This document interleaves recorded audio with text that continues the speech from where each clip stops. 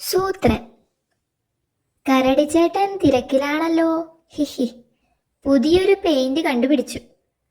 പല്ലിനടിക്കാവുന്ന paint. ഏ, പല്ലിനോ? അതെ, ഞാൻ 2 പല്ലിനടിച്ചു നോക്കി. ഇതാ കണ്ടോ? ആ, ഹിഹി, നീലപ്പല്ല്. ഇത് ഹിറ്റാവാൻ ചാൻസ് ഉണ്ട് ചേട്ടാ. ശരിയാ, ഇതുപോലെ സകല മണ്ടന്മാരും പല്ലിന് കളറടിക്കും. പുതിയ ഫാഷനാവും ഉറപ്പാ. കവിളത്തടിക്കുന്ന കളറ് കൂടി കണ്ടുപിടിക്ക് ചേട്ടാ. പെയിന്റ് ഉണങ്ങാൻ അരമണിക്കൂർ വായ തുറന്നിരിക്കണം.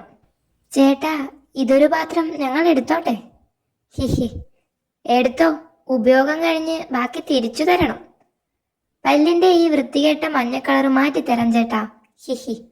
നനഞ്ഞാൽ പെയിന്റ് ഇളകില്ലേ? നനഞ്ഞാലും കുളിച്ചാലും ഒന്നും പോകില്ല. സൂപ്പർ കളറാ. ഫീസായി 10 മീനിനെ പിടിച്ചു തന്നാൽ മതി. ഹിഹി. മീനിന്റെ പല്ലിന് ഞങ്ങൾ കളറടിച്ചോളാം. ചേട്ടന്റെ പല്ല് ഈ കാട്ടിലൊരു തരംഗമാവും. തരംഗം. ശരിയാ, തരംഗമാവാൻ ഈ തരം പല്ല് ബെസ്റ്റാ. റെഡി. ഇനി അരമണിക്കൂർ വായ തുറന്ന് പിടിച്ച് കിടന്നോ. ശരു, മീൻ 10 തികച്ചും ഉണ്ടല്ലോ അല്ലേ? തികച്ചുമില്ല. 10ാമത്തെ മീനിന് വാലില്ല. ഒരു മീനിന്റെ പകുതി കരടിച്ചേട്ടനും കൊടുക്കാം. അയ്യോ, ബാക്കി പെയിന്റ് എടുക്കാൻ മറന്നു. താനത് എവിടെയാ വച്ചത്? ഞാനോ? താനല്ലേ വച്ചത്. ചതിച്ചോ? പെയിന്റ് പാത്രം ആ മണ്ടന്റെ വായിലായിരുന്നു. അരമണിക്കൂർ കഴിഞ്ഞ് ഞാൻ വായടച്ചപ്പോ ടക് എന്നൊരു ശബ്ദം കേട്ടു. അതാ അവന്മാരാ കളറടിക്കാര്.